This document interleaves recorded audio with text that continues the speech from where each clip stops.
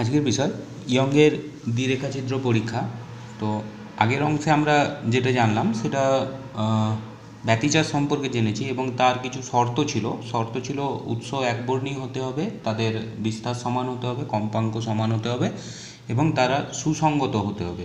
তো ইয়ংয়ের দ্বিরেখাচিত্র পরীক্ষা জানবার জন্য প্রথমে সুসঙ্গত উৎস সম্পর্কে জানতে হবে। প্রথমেই বলে রাখি, সুসঙ্গত উৎস, দুটো আলাদা আলাদা উৎস কখনো সুসঙ্গত উৎস হতে পারে না। তাই একটা উৎসকে ভেঙে যদি আমরা দুটো উৎস তৈরি করতে পারি, সেক্ষেত্রে সেটা সুসঙ্গত উৎস হিসাবে কাজ করতে পারে। যেমন ইয়ংয়ের দ্বিরেখাচিত্র পরীক্ষায় আমরা এরকম নিতে পারি, ধরে নিচ্ছি এখানে একটি প্রাইমারি উৎস আছে, এইটাকে কি করব, দুটো রেখাচিত্র দ্বারা এটাকে আমরা দুটো উৎসই ভেঙে দেবো। অর্থাৎ এইটা থেকে যখন আলো এখানে আসবে, আবার আলো যখন এইখানে আসবে, তখন আমরা এপাশ থেকে যদি দেখতে পাবো এখানে একটা উৎস আছে, এখানে একটা উৎস আছে। অর্থাৎ হাইগেন্সের নীতি অনুযায়ী এটা প্রাথমিক উৎস এবং এই দুটি গৌণ উৎস হিসাবে কাজ করবে। তাহলে এই যে দুটো উৎস নিচ্ছি এ আর বি, এই দুটো উৎস পরস্পর সুসঙ্গত হবে এবং এদের জন্য ব্যতিচারের ঘটনাটা ঘটবে বা ব্যতিচার সম্পন্ন হবে।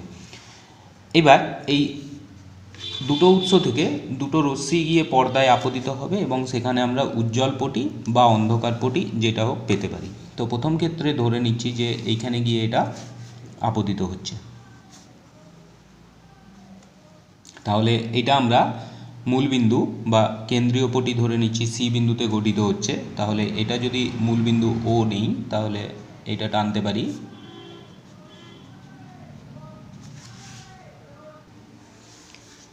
এবং আরও দুটো রশ্মি নিচ্ছি, যেটা ধরে নিচ্ছি এখানে গিয়ে মিলিত হচ্ছে। তাহলে এটা এখানে যেখানে মিলিত হচ্ছে সেই বিন্দুটাকে আমরা পি নিতে পারি এবং পি থেকে এই সি বিন্দুর দূরত্ব আমরা এক্সএন নিচ্ছি।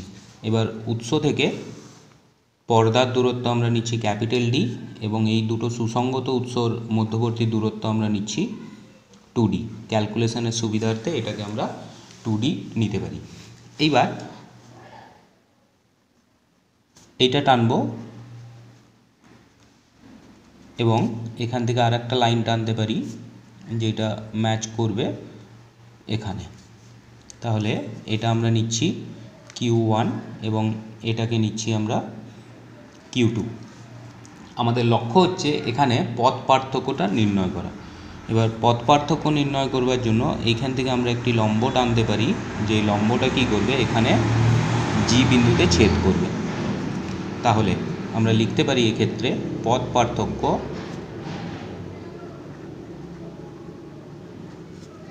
সমান বিজি। বিজি সমান আবার লেখা যেতে পারে বিপি মাইনাস এপি, অর্থাৎ আমাদের এখানে দরকার বিপি আর এপির মানটা। তাহলে বিপি নির্ণয় করবার জন্য আমরা একটি সমকোণী ত্রিভুজ নিচ্ছি, ত্রিভুজ বিপি কিউ2, অর্থাৎ এই বড় ত্রিভুজটা আমরা নিচ্ছি। এবার বিপি কিউ2-র জন্য অতিভুজের স্কোয়ার অর্থাৎ বিজি স্কোয়ার সমান লম্বের square P Q two square plus B Q two square দিলে এটা লেখা যেতে পারবে পি কিউ2, অর্থাৎ এখান থেকে এই দূরত্বটা, তাহলে এইখান থেকে এই দূরত্বটা এক্সএন, এইটা আর আবার হয়ে যাবে, যেহেতু 2D নেওয়া আছে তাই এখান থেকে এই দূরত্বটা আমরা ডি নিতে পারি, মানে এটা হয়ে যাবে x n plus small D whole square plus d square. 1 নম্বর সমীকরণ নিচ্ছি। আবার নিতে পারি আর একটা ত্রিভুজ, ত্রিভুজ A P Q1। AP Q1 থেকে নিতে পারি আমরা এপি স্কোয়ার, এটা বিপি হবে,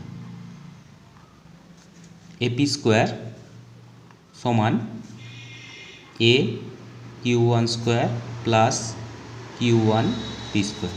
তাহলে এটা হয়ে যাবে d square plus x n minus small D whole square 2 নম্বর। অতএব আমরা লিখতে পারি BP square minus AP square সমান, এই দুটোকে বিয়োগ করতে পারি, বিয়োগ করলে এখানে ডি স্কোয়ার ক্যান্সেল হবে, পড়ে থাকবে হচ্ছে X N plus small D whole square minus X N minus small D whole square.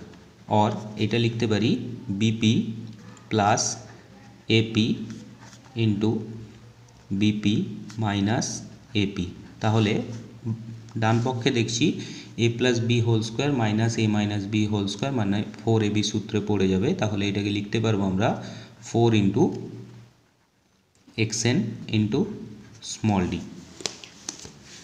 এবার এখানে একটি অ্যাপ্রক্সিমেশন হবে, এই বিপি আর এপি যেহেতু এই দূরত্বটা খুব একটা বড় নয়, তাই বিপি আর এপিকে আমরা 2 ক্যাপিটাল ডি নিতে পারি, অ্যাপ্রক্সিমেশন করা হচ্ছে। এবং বিপি মাইনাস এপিকে আমরা বিজি লিখতে পারি, কারণ একদম প্রথমেই আমরা পথ পার্থক্য সমান পেয়েছিলাম বিপি মাইনাস এপি সমান হয়ে যাবে 4xn ইন্টু স্মল ডি। और এখান থেকে পেয়ে যাব বিজি ইকুয়ালস টু পথ পার্থক্য 4xn small d by 2 capital D. और এখান থেকে লিখতে পারি আমরা BG equals to 2xn small d by capital D. এটা চলে এলো পথ পার্থক্যের সমীকরণ। এবার এই পি বিন্দুতে উজ্জ্বল পটিও গঠিত হতে পারে, আবার অন্ধকার পটিও গঠিত হতে পারে। তাহলে এই উজ্জ্বল পটি আর অন্ধকার পটি শর্ত অলরেডি আমরা আগে নিয়ে রেখেছিলাম। তাহলে প্রথম শর্ত নেব যদি গঠনমূলক হয়, অর্থাৎ পি বিন্দুতে যদি উজ্জ্বল পটি গঠিত হয়, সেক্ষেত্রে পথ পার্থক্যের সম্পর্ক ছিল BG equals to 2n into lambda by 2, অর্থাৎ ল্যামডা বাই 2 এর জোড় গুণিতক ছিল। তাহলে এখান থেকে মান বসালে পাবো 2xn small d by capital D equals to 2n into lambda by 2। और এখান থেকে আমরা সমাধান করলে পেয়ে যাব xn equals to n lambda capital D by 2 small d. তাহলে এটা n-তম পটির জন্য পেয়ে গেলাম। একইভাবে যদি এটাকে আমরা n প্লাস 1-তম পটির জন্য নিই, তাহলে n এর জায়গায় n প্লাস 1 বসালে এটা হয়ে যাবে x n plus 1 equals to হয়ে যাবে n plus 1 into lambda capital D by 2d। অতএব প্রতিপ্রস্থ যদি বিটা দিয়ে দেখায়, এটা হয়ে যাবে X N plus 1 minus X N, দুটোকে বিয়োগ করব, বিয়োগ করলে মান বসাতে পারি N plus 1 lambda capital D by 2d minus N lambda capital D by 2d, অর্থাৎ এটা চলে আসবে lambda capital D by 2d। অর্থাৎ এক্ষেত্রে পটিপ্রস্থ বিটা মানে একটা পটি ঠিক কতটা চওড়া হবে তার মান আসছে হচ্ছে lambda capital D by 2d। তাহলে এটা গঠনমূলকের জন্য ক্যালকুলেশন হলো, বা এটা আমরা উজ্জ্বল পটির জন্য নির্ণয় করতে পারি। নেক্সট আমরা অন্ধকার পটির জন্য করব। নেক্সট আমরা নেব ধ্বংসাত্মক ব্যতিচারের জন্য। এখন ধ্বংসাত্মক ব্যতিচারের জন্য শর্ত ছিল পথ পার্থক্য BG equals to 2n plus 1 into lambda by 2। তাহলে এই 2n প্লাস 1 ল্যামডা বাই 2 এর জন্য আবার আমরা একই রকমভাবে সম্পর্ক বসাতে পারি, বিজির মান বসাতে পারি 2xn small d by capital D equals to 2n plus 1 into lambda by 2। और সমাধান করে এখান থেকে আমরা xnটা বের করব, xn ইকুয়ালস টু হয়ে যাবে 2n plus 1 into lambda by 2 into capital D by 2d।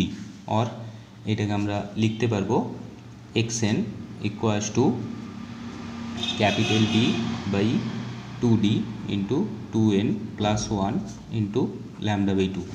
আবার যদি আমরা n প্লাস 1-তম পটি নিই, তাহলে আমরা n এর জায়গায় n প্লাস 1 বসাতে পারি, সেক্ষেত্রে x n প্লাস 1 এটা চলে আসবে capital D by 2d into 2n plus 3 into lambda by 2। অতএব অন্ধকার পটির জন্য পটিপ্রস্থকে যদি বিটা প্রাইম দিয়ে দেখাই, বিটা প্রাইম ইকুয়ালস টু লিখতে পারবো xn প্লাস 1 মাইনাস xn, মান বসাতে পারি capital D by 2d into 2n plus 3 into lambda by 2 minus capital D by 2d into 2n plus 1 into lambda by 2। তাহলে এটাকে সমাধান করলে আমরা পেয়ে যাব lambda capital D by 2d। তাহলে এটা হয়ে গেল অন্ধকার পটির জন্য পটিপ্রস্থ। তাহলে এই দুটো সমীকরণ থেকে আমরা দেখতে পাচ্ছি যে বিটা সমান বিটা প্রাইম, অর্থাৎ উজ্জ্বল পটির প্রস্থ এবং অন্ধকার পটির প্রস্থ পরস্পর সমান হবে। নেক্সট, যদি আমরা কৌণিক বেদ বের করতে চাই পটির, তাহলে আমরা কৌণিক বেদকে যদি থিটা এন দিয়ে দেখাই, তাহলে থিটা এন ইকুয়ালস টু লিখতে পারি বৃত্তচাপ বাই ব্যাসার্ধ, অর্থাৎ X N by capital D. এবার এক্স এনের মান আমরা জানি, এটা ছিল হচ্ছে N lambda capital D by 2d ভাজিত ক্যাপিটাল ডি নিতে পারি। তাহলে এক্ষেত্রে থিটা এন এটার মান হয়ে যাবে এন ল্যামডা বাই 2d। তো এটার জন্য যদি আমরা একটা পটির বেদ নির্ণয় করতে চাই, তাহলে এটা এনতমের জন্য ছিল, এন প্লাস ওয়ানতম হয়ে যাবে N plus one into lambda by 2d। তাহলে একটা পটির কৌণিক বেদ যদি ওটাকে থিটা দিয়ে দেখাই, থিটা ইকুয়ালস টু লিখতে পারি আমরা theta N plus one minus theta N. তাহলে এই দুটো মান বসালে আমরা পেয়ে যাব ল্যামডা বাই 2d, অর্থাৎ এক্ষেত্রে থিটা ইকুয়ালস টু হয়ে যাবে ল্যামডা বাই 2dর সাথে সমান।